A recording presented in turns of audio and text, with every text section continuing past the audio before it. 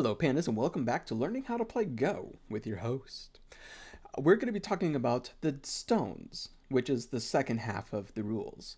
The other half we talked about in the previous video, where we talked about the board, about the star points, the corners, sides, centers, how the end game looks, and just how the board goes in general. But this time we're going to talk about what these stones mean, what they do, what their favorite color is, their favorite pet, what kind of pet they have. We're going to learn all of that. And I'm going to try to make it as fun as possible to help you to keep it in your head. We got to get that in your brain of yours. Yes, your brain. That brain right there. That one. So, first things first, the very, very first thing that you learn about a stone is the liberties. That is the official term for it, liberties. But for the sake of this video, I'm going to call them limbs. Here's why. We've got a black stone, or it could be white either. We've got a stone on the board. There are 4 adjacent spaces that are connected by lines. And remember, the spaces are the intersections, not the actual square itself. And it does take a little bit of time to get used to because of chess and checkers where it's all on the squares. But no, the intersections. Now, the spaces adjacent to it, connected by lines, those are your limbs, your liberties. You've got 2 arms and you've got 2 legs. That's basically why I'm calling them limbs for this video. You've got 2 arms and 2 legs. This stone has 2 arms and 2 legs. It's got breathing room. It can breathe. It can just relax on the beach. And that's that. So now just keep in mind that means that these corners diagonal to the stone, they don't mean anything to the stone because there's no diagonal line to each of those spaces. They're not adjacent to it. It's only connected by a line, whether it be vertically or horizontally. Thus, the stone has 4 liberties, 4 limbs. Now, let's step it up a bit. Let's step this up. So, we know that one stone has 4 liberties, but what if I told you that because of this game, and this one stone with 4 liberties, what if I told you it could mutate and we could have 3 legs and 3 arms, or an actual head and 2 arms and 2 legs and a tail? It's possible. So we've got this one with 4 liberties based on the lines that it connects to. Actually, I'll just go ahead and mark that just to continue with the visuals to help you out there. We've got 4 liberties, but what if we've got 2 stones connected? All of a sudden, this used to be a liberty, kind of like this stone on the other side, but now it's not. But because it's the same color, it's basically an extension. It's like putting Legos on top of each other. Now, you've got an extra 2 liberties. So now it's 6. And now you can see, like, maybe it's a little lizard with only 4 legs. I mean, you can see the head, and then the legs, and then the tail. And again, remember that the corner, the diagonal ones mean absolutely nothing at all. And we can step it up even further. How about that? With another stone, we can have 8 liberties. Adjacent, adjacent, adjacent, adjacent, adjacent, adjacent, adjacent, not diagonal, adjacent. That's 8. Now, I'm going to blow your mind a little bit here. What if we've got a shape like this? What if we have a group? That's what these are. These are groups of stones because they're all connected and work together. But how many liberties does this have? I mean, we've got the 1 here, We've got another here. We know that this diagonal doesn't count because it's not connected by a line. We've got this one by a line, this one through a line. Not diagonal because it's diagonal, not with a line, with the line. This is diagonal, so it's not with the line. This is connected to 2 stones, but that still only counts as 1. So that's 1 liberty. And then the corners diagonally don't mean anything. So this group has 7 liberties compared to this group that has 8 and this one that has 6. This one has 7 liberties. So that's how you count liberties. It doesn't matter if it's a single stone or if it's a group of stones. There's going to be a certain number of liberties. Now, why is it important to have liberties? Why do we need limbs? Why do I need hands? Why do I need 4 or 5 hands and then 2 legs or 5 legs? Why? Why do I need that? Well, just like in life, I mean, we kind of need hands to eat and feet to move around. It's how we live. And just like Go, we need limbs, liberties, to live. Let me show you. We've got 1 stone. And we've talked about expanding, extending, and liberties. But what if white had a spot in one of those liberties? Here it's like white just took your arm. It just took your arm, and now you only have 1 arm and 2 legs. Now this black stone only has 3 liberties, because this one is now gone. And it'll now behave kind of like these diagonal ones, where there's no limbs, there's no liberties there. So there's only 3 now. Let's take it a step even further. Let's say we have a second one. Now there's only 2 liberties. Let's take it even further. Now you've only got 1 limb. You've got an arm, you've got a leg just hopping around, or you've got 1 arm just crawling, dragging your body all around, trying to live, just struggling. Now, there's a term when you only have 1 limb, liberty left, and that is called Atari. When you have 1 liberty left, when you are in Atari, that means warning. I mean, that's not the literal meaning for the word Atari, but it's warning. It's a warning saying that if you don't do something, the stone is going to get captured. For example, let's just go ahead and, as white, we'll take away that last liberty and see what the program does. It takes the stone out. It doesn't replace it like Othello. It doesn't swap it or anything. It just is removed. It's okay if you don't fully get it in that head of yours, but the stone is removed, and that's it. End of story. It's gone. And in regards to points, this is one of the big factors of the game, because when you capture stones, you get points. So we talked about before already on the board video that this is a point. This is going to be a point because this one space is surrounded by the white stones. But not only that, but the one stone that was captured is also a point. So by capturing that stone, white gains 2 points. So knowing that about an Atari, if the opponent plays and takes away your last limb and you're going to die out, well, if they do something and it hurts you, what if you do that to prevent that from happening? We'll go ahead and extend out. Now, this is one group.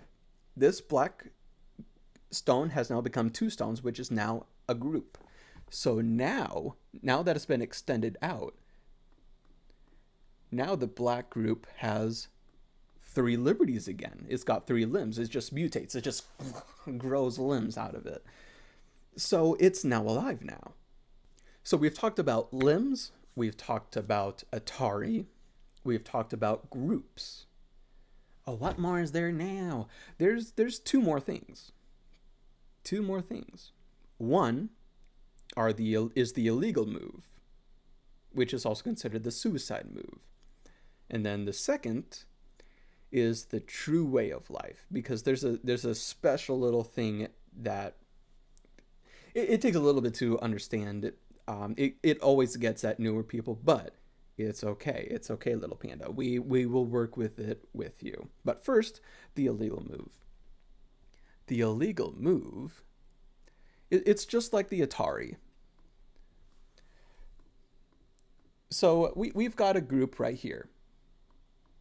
And as you can see, this program allows me to hover over any of these spaces, and it highlights. But anytime I go over this, it's not highlighting. Why is that? Why? I want to play there. It's because it's illegal. Because it's suicide. If I were to play in there, that stone would have no liberties. It would have no arms. It would have no legs. It would just die. So we can't play there. Now, if it were like this, you can see that it's going to let me play in there because there is a single liberty in there. But does this matter? Yes. Why? Because the stone's dead. Why is it dead? It's on the board. It's not alive, but it's on the board. It's dead. Which goes into the final thing about this video, and those are eyes. Yes, your eyes. We talked about arms, legs, the limbs, the liberties, but now we're going to talk about actual life on the board. Because if you remember back to when we were talking about Atari, if a group gets completely surrounded and there's no life, no liberties, it's just gone. How do we prevent that? How can we prevent them from capturing a group if it's surrounded? Well, the answer is eyes. You need eyes. Oh, what are eyes? Eyes, we actually already know what they are. It's this. Because if you remember, if I were to try having a white stone and try playing it in there, it won't let me. That's an eye. Now, let's say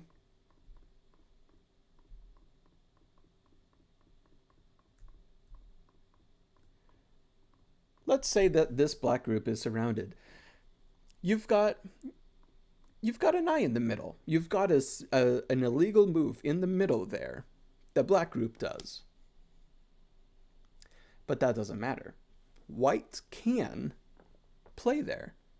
So we're going to do the hover test again. I can do it over here. And it allows me to play in here. Why is that? Because this is one liberty. And just like the rules of Atari, if the last limb is taken, it's removed. So if I play there, all the black stones are captured. There's no liberties left. So the black stones have to be taken. But before that, let's say we have an extra space there. Then yeah, white can't play in this spot. It won't let me because there's two liberties. But if a stone is right there, then it can be. Now, with that in mind, we're going to blow your brain. If you have two eyes, that is life.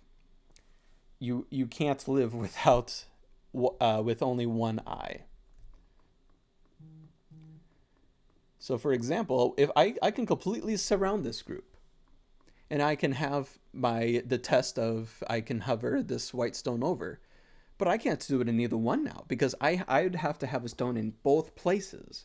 But you can't do two moves in a row. You can't do two illegal moves in a row. Thus, I can't capture this group. I just can't. Thus, black has 2 points in there. and white can't capture the group. So you're safe. The black group is safe. That's what it is. This is what it means to live when Go players in streams, games, talk about life, because this is a living group. If black were to fill in one of them, then all of a sudden, if we do the hover test, oh look, it'll let me play in there because it's only got one liberty left. Technically, it would be an illegal move, but it's taken away the last liberty. So it's gone. So in short, you need 2 illegal moves, 2 illegal spaces to live. Note, though, that it doesn't have to look like this. I see this all the time. It could look like this too. 3 points. And it's true that if we do the hover test, that white can't play in here, but white can play one of these stones. But now we're back to illegal moves. White can't play here, and white can't play here to capture the group. Now, that part, it's okay if you don't fully understand right now. It's okay. It's okay, little panda. All that matters is that you know liberties, Atari, and that you need 2 eyes to live. If you have less than that, your group's going to get captured. And there's one final thing that I'm going to go over really quick too, and that is false eyes. So this actually, I keep saying that there's one last thing to talk about, but there's just so many different things about the game and the stones. But there's one, truly, there's only one final thing to talk about regarding the rules. I know I keep saying there's only one more thing, but there's actually 2 more things. That we have co, and we've got false eye. First off, co. And both of these are going to be a mixture of Atari and eyes. Keep that in mind. Let's say we've got this shape. We've got black stones that are in that eye shape. And one of the stones is an Atari. White can, because we talked about before, where if it's got 1 liberty left and that liberty can be taken, you can capture a stone or a group. White can take that stone, and now white has that diamond shape. Now, in that regard, that just means that it can go back and forth. Just back and forth. You can just keep capturing back and forth, back and forth. That is called co, because it just continues back and forth. You can keep capturing back and forth. White can capture, black can capture. White can capture, black can capture. White can capture, black can capture.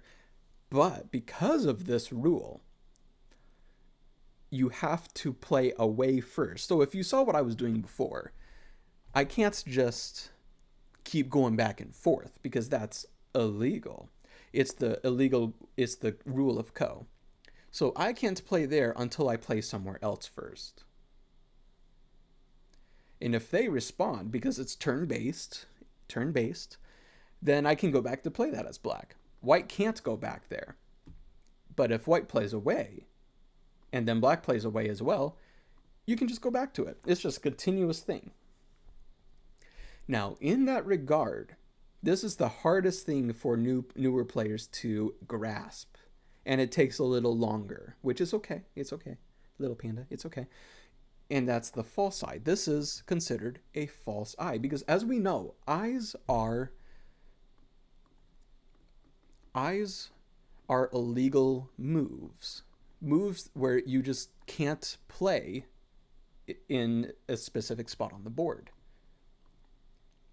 Let's say